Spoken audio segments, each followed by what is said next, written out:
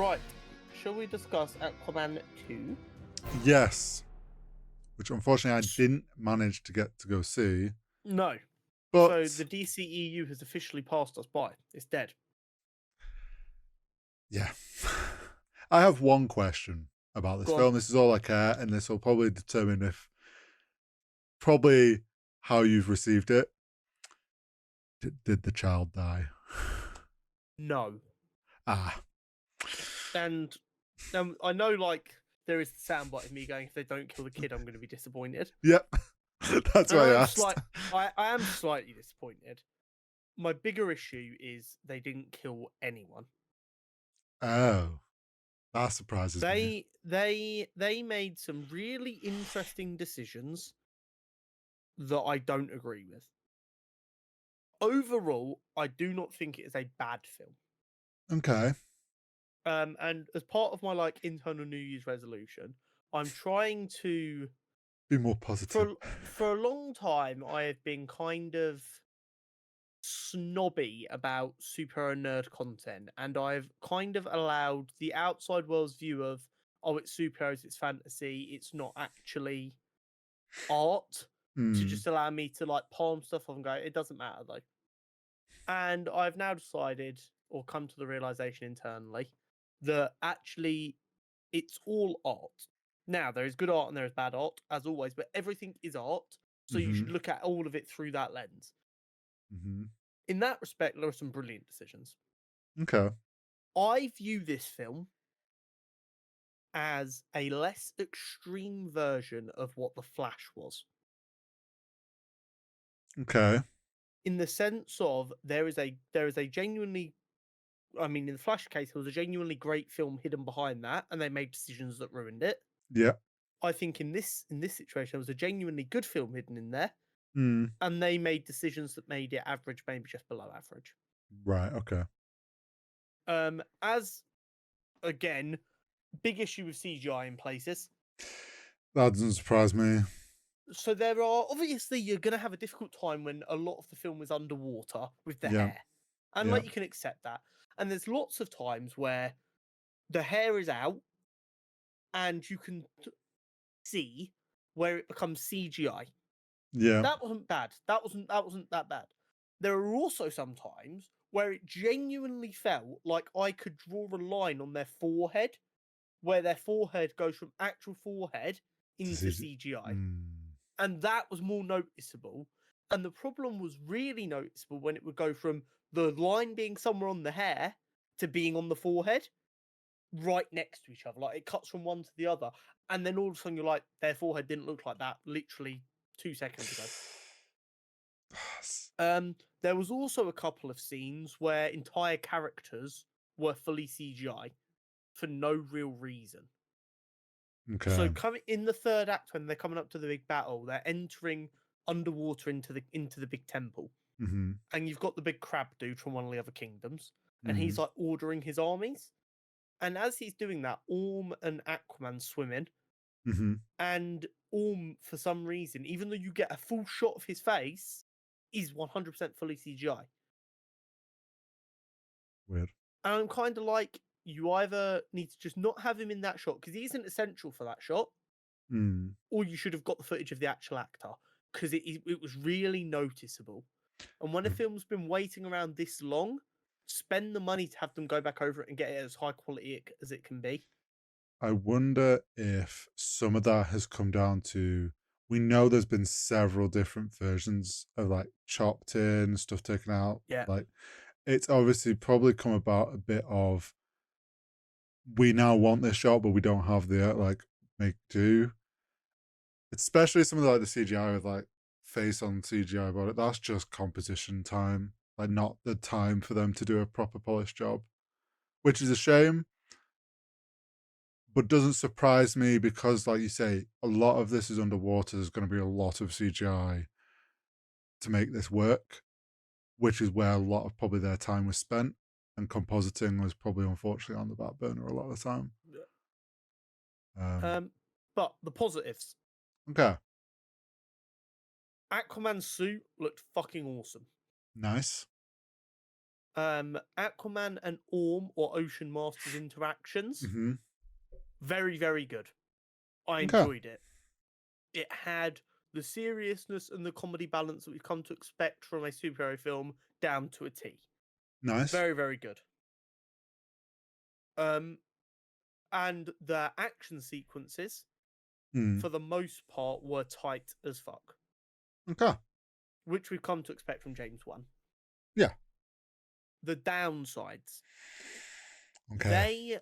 they, and I do not use this word lightly, they pussied out of killing characters off on 3 separate occasions. So the overarching story, so that I can add context to each of the Mm-hmm. situations, is Aquaman is now the king, Yep. and he's got a young baby. Yep. He is struggling to balance everything, Mm-hmm. and he feels like he is, pardon the pun, drowning. But he still loves everything and is giving it his all. He just feels a bit lost. Mm. He thought when he took on the role of being king, he'd be able to make decisions to change policy and maybe bring Atlantis to the surface and open up lines of communication to make the world a better place. Yep. But there's a council and they keep shooting that decision down. And he's losing their trust and this, Yep. that, and the other. Then we cut away. Oh, I've lost audio. Oh. Un momento. Un momento. I'll be back in 2 seconds. No, you can hear me. Yes, I can. So we then see Black Manta, who's been Yes. on an expedition since the end of the first film Okay. to try and find the necessary materials to fix his suit so that he can get revenge and kill Aquaman. Right. Cool. In this process, they find remains of the Lost Kingdom, which was the previous kingdom of Atlantis, which had been struck from the records and made a secret. Right. Okay. Down there is where he finds the Black Trident, which has got like the psyche of the evil king trapped inside of it. And that this gives him secrets and enhances his strength and yada yada yada. Got you. As part of that, he finds out about this ancient fuel that was used by the Atlanteans millennia ago, but they stopped using because it was destroying the Earth. Oh. Imagine super fossil fuels. They don't even actually burn anything other than the Earth's atmosphere, like kind of bad. Oh, okay. And the lost city we find out is called Necropolis. They're zombie king, zombie people. Yep. Lots of death. Very inventive. Necro. And basically, they're just going around grabbing all of this old fuel that they couldn't destroy because of how dangerous it was. So they just locked in these big vaults and they just knew we don't touch it. Cool. Unfortunately, that means it wasn't particularly guarded. Yeah. So we have like there's a meme on the internet about a 6-month time jump. Okay. They avoid falling into that trap, and I don't know if it's because they know the meme would hit them. They chose 5 months. So then it cuts to 5 months later, and there's reports all over the news about the climate change is out of control. It's really, really bad. So they've been going around to all these places, stealing the fuel and just burning it. Not using it, just burning it. Oh, okay. Because Manta is so under the influence of this king's psyche. And then they attack the last one, which is hidden under Atlantis. Got you. So they try and sneak in there to get the last of it. It goes a little bit wrong. Alarms go off, and that leads to our first proper fight. Yep. And during this fight, Manta uses his laser beam eyes in his helmet and shoots Mera in the chest point blank. She looks basically dead. Okay. And obviously there's controversy around Mera being in this anyway because of the actress. Yep. And I can definitely see that this was a change made because of that controversy, and this is how they reduced her role in the film. But they could have very easily just killed her off. Do you want to know why I think they pussied out of it on that occasion? Because this is still in the first act, and the second act is like the buddy road trip adventure of Ocean Master and Aquaman, Mm. and I can imagine they were like, his wife has just died, who he loves. He's not going to be cracking jokes with his brother, who he doesn't get on with. Yeah. So, like, I do kind of get that. It just felt a bit, because they didn't really explain how they saved her either. It was just charred, burnt fuck, look dead, and then she's in a water floaty hospital bed with bandages on, Ah. just to show that she's out of action. Yeah. But like, not really describe more than that. So then they go about their business, they do whatever they're doing, and then we get to the bit where we find out about the ancient city. Right. We find out what happened, and that King Attla, had imprisoned their evil king with some blood magic. Right. Okay. To freeze it all up and stop anyone from ever finding it. And then the kingdom was stricken from all the records, so no one would ever even know it existed, so that no one could go and try and find it. Yep. And they're like, right, well, yeah, they're heating up the planet, and we need to stop that, and that will melt the ice, but that won't free the king because of the magic. Right.